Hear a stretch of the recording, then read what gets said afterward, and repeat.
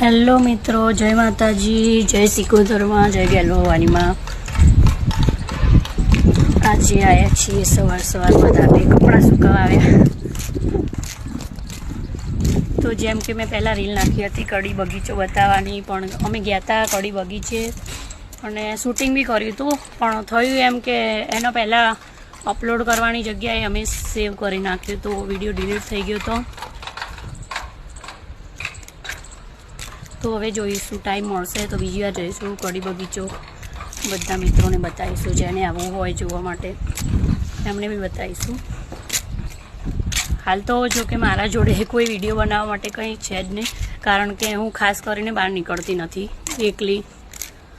તો હું ક્યાંક બહાર જાઉં તો નવો વ્લોગ બને રહ્યું, બધાને હાય કહેવા માગે છે, કહી દઈશું।